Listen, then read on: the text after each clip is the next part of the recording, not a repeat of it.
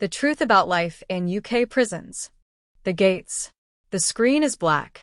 Slowly, the sound of heavy metal gates opening fills the air.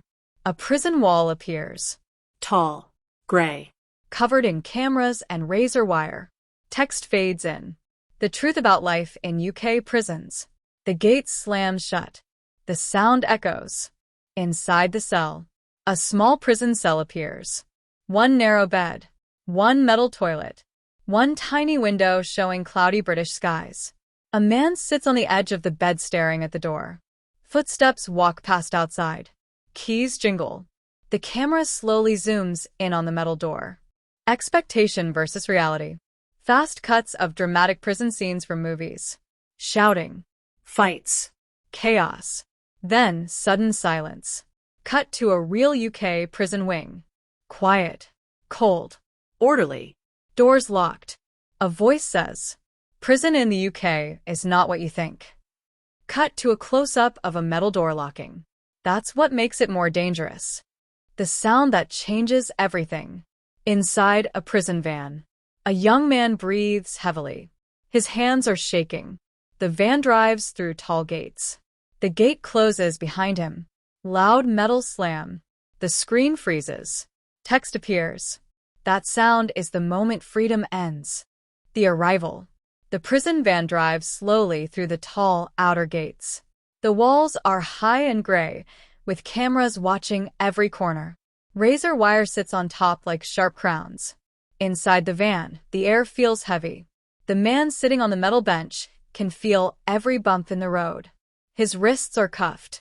He tries to look calm, but his chest feels tight. When the gate closes behind the van, the loud metal slam echoes in his head. That sound feels final, like something in his life has ended. First step inside. The van door opens. Cold air hits his face. Officers stand waiting. No one is shouting. No one is running. It feels controlled. Too controlled. He steps out carefully, chains lightly clinking. Other prisoners step out behind him. No one speaks. They are led inside through thick doors into a bright reception area with white walls and plastic chairs bolted to the floor. This is where freedom officially stops. The search. He is told to stand against the wall. His name is checked. His fingerprints are taken. A photo is snapped. Then comes the search. He must empty his pockets. Remove his shoes. Remove his belt. Officers check everything. Even his mouth. Even inside his clothes. It feels embarrassing. But here, privacy does not exist. Every item he brought is placed into a plastic bag with his name on it. He will not see most of it again for a long time. Losing identity.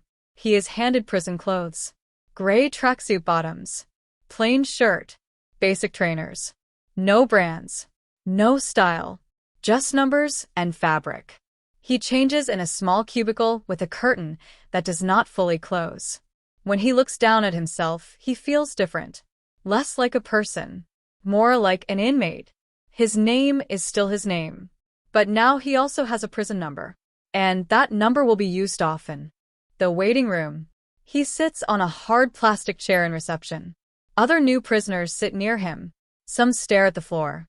Some look around nervously. One man looks angry. Another looks like he might cry. The room smells like cleaning spray mixed with old air. time moves slowly. No phones. No distractions. Just thoughts. He wonders what his family is doing right now. He wonders if they are thinking about him. He wonders how long he will last inside. Meeting the officers. An officer calls his name. The officer's voice is calm but firm. Not cruel. Not friendly. Just professional. He is asked basic questions, medical needs, mental health, gang links, safety concerns. They want to know if he feels at risk. But he does not know yet. He does not know who is dangerous. He does not know where he stands. So he says he is fine, even though his heart is racing. The walk to the wing. He is escorted down long corridors. Doors open with loud buzzing sounds. Then close again behind him. Each door feels like another layer of the outside world disappearing. He hears distant voices. Laughter from somewhere above. A metal door banging shut far away. The prison is alive, but controlled. The officer leads him up metal stairs onto a wing. Rows of identical cell doors stretch down both sides. Small windows in each one. Some prisoners look out through the glass as he walks past.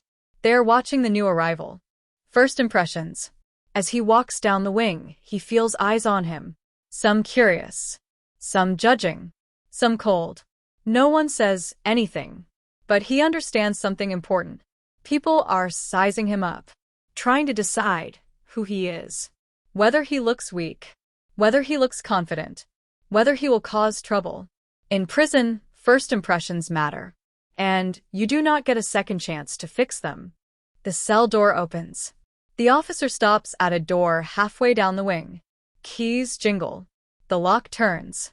The door opens with a heavy sound. Inside is a small room. One single bed with a thin mattress. A metal toilet in the corner with no lid. A small sink above it. A tiny desk fixed to the wall. A narrow window with bars outside. This is where he will sleep. Think. Worry. Count days. The officer steps back. This is you. The first lock-in. He steps inside. The door closes behind him. Then comes the sound. Click. Clunk. Silence. He walks to the door and lightly touches the metal. It is cold. Solid. Real. He sits on the edge of the bed and stares at the wall. Outside, he hears keys moving, doors shutting, distant voices echoing. For the first time, he understands something clearly. He cannot leave. Not tomorrow. Not next week. Not until they say so. And in that small, quiet cell, reality finally settles in. The morning unlock. A loud buzzing sound breaks the silence. It is 7:30 in the morning. Keys rattle. Metal doors unlock one by one down the wing. Unlock, an officer shouts. The door swings open. Cold air from the hallway rushes into the cell. He did not sleep much. The mattress is thin. The pillow feels flat.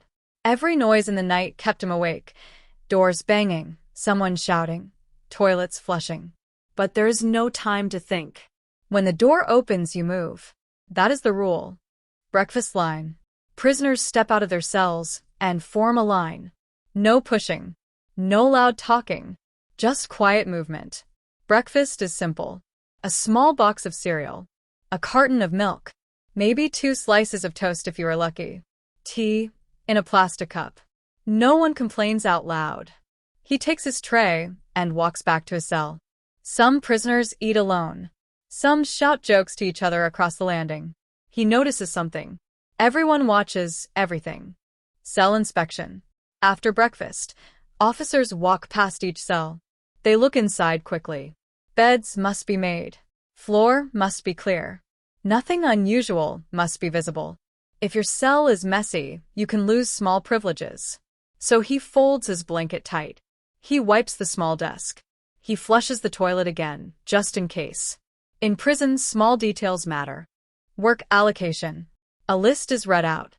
Some prisoners have jobs. Kitchen duty. Cleaning the wing. Laundry. Workshop. When your name is called, you step forward. Work is not about money. The pay is small. Very small. But work means time out of the cell. His name is not called. He will stay on the wing today. That means hours inside. The long lockup.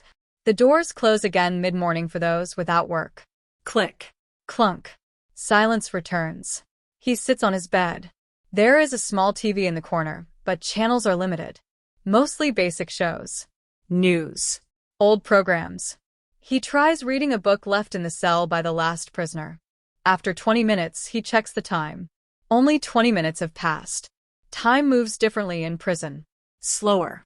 He begins to understand that boredom is its own kind of punishment. Lunch distribution. Around midday, the doors open again for lunch collection. Today it is rice and chicken and sauce. The food is warm but plain. Portions are not large.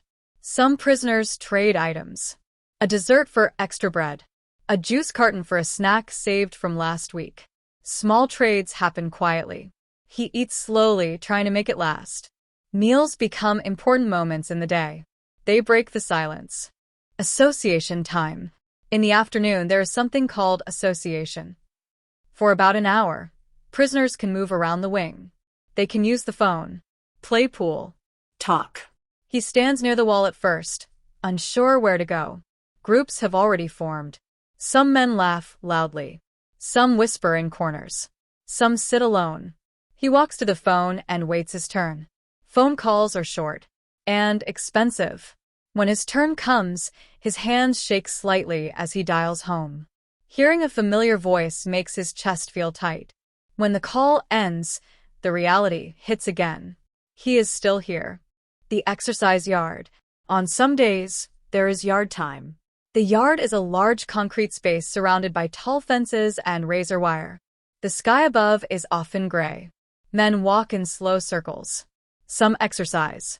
Some just breathe fresh air deeply, like they have been underwater. He walks alone at first. Then another prisoner walks beside him.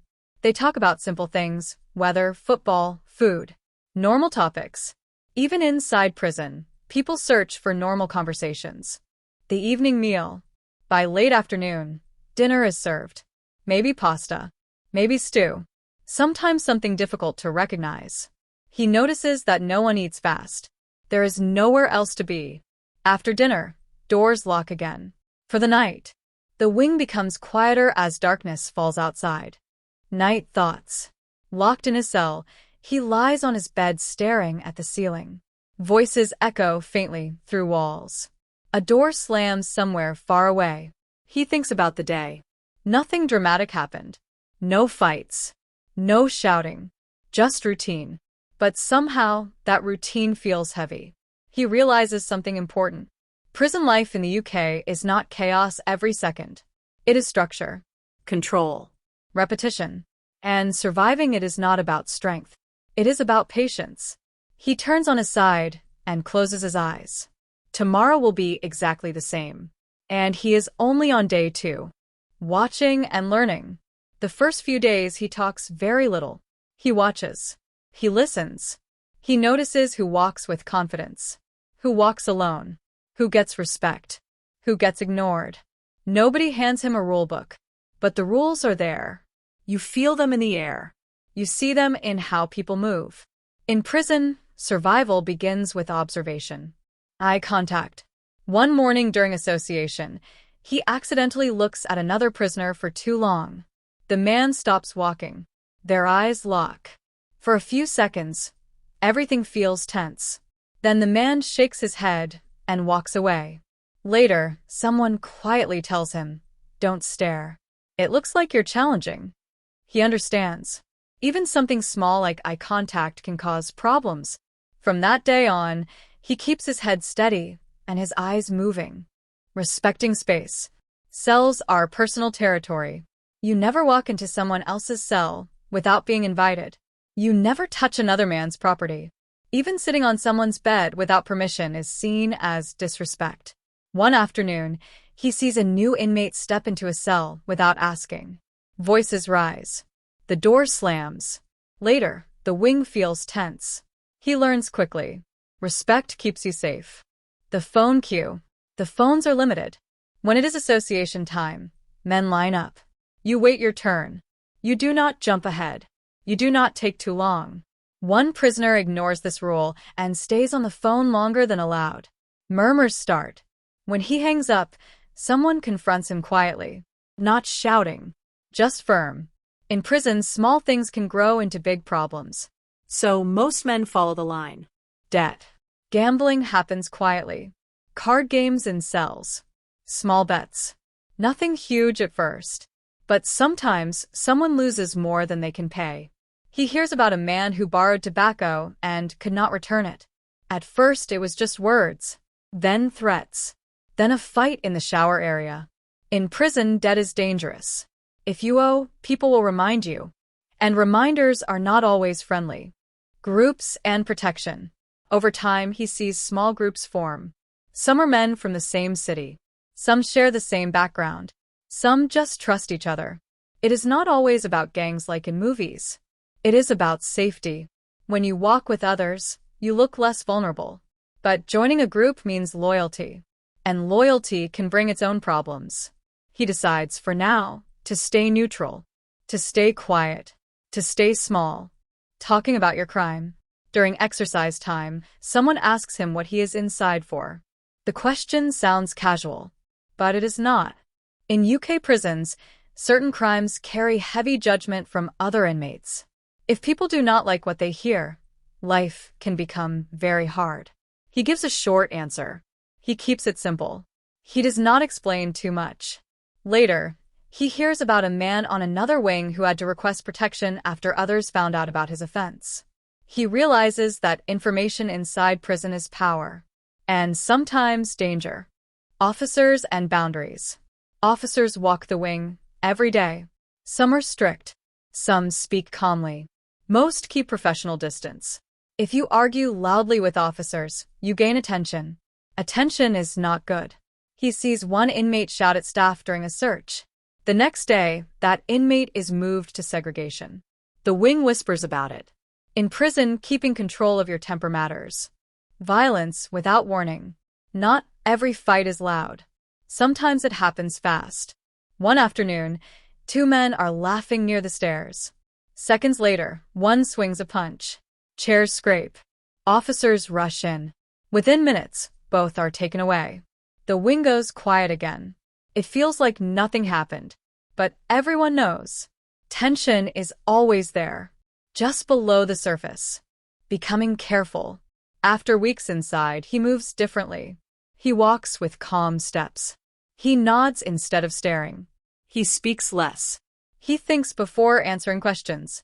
He understands something important now. Prison in the UK may look controlled and quiet, but it runs on invisible rules.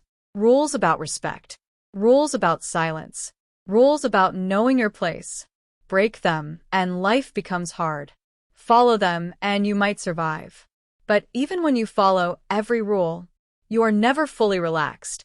Because inside these walls, safety is never guaranteed. The noise at night. The hardest time is not the day. It is the night. When the doors are locked and the wing goes quiet, small sounds become loud. Someone coughing. Someone shouting in their sleep. A toilet flushing in the next cell. Metal doors banging far away. He lies on his thin mattress staring at the ceiling. His mind will not switch off. There is nowhere to escape your thoughts in a locked room. Counting the days.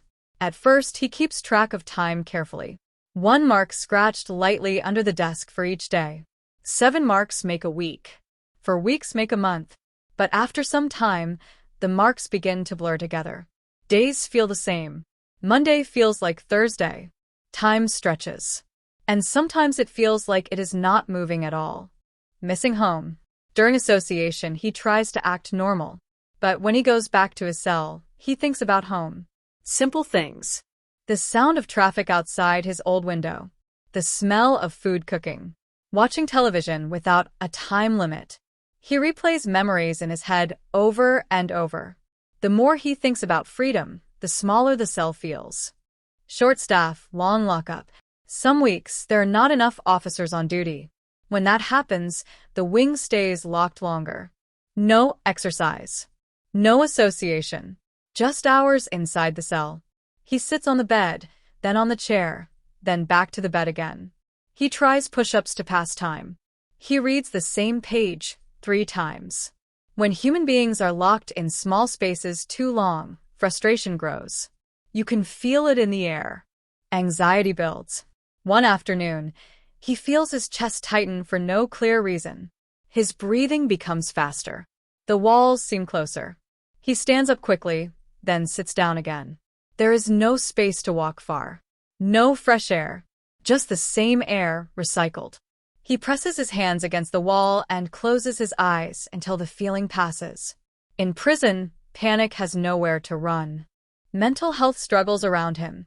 He begins to notice others struggling too. One man shouts at the wall late at night. Another refuses to leave his cell for days. An ambulance once arrives for someone who harmed himself. The wing goes silent that evening. Prison is not only about physical survival. Many battles happen inside the mind. And not everyone talks about them. The Samaritan's listener. One evening, Another prisoner knocks softly on his door during association.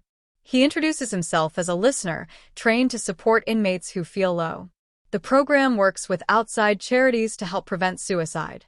He listens without judgment. Just listens. For the first time, he feels someone hears him without asking about his crime. Sometimes, being heard is enough to keep someone going one more day. Regret and reflection. Locked alone, there is too much time to think. He replays the mistake that brought him here. The moment everything changed. He thinks about what he could have done differently. Some nights he feels anger. Other nights, guilt. Prison forces reflection. Whether you want it or not. There is no distraction strong enough to hide from your own memory. The mask. On the wing, he keeps a calm face. He smiles lightly. He nods when people talk. Inside, he feels pressure building. But showing weakness can make you a target. So many men wear masks. Strong outside. Struggling inside.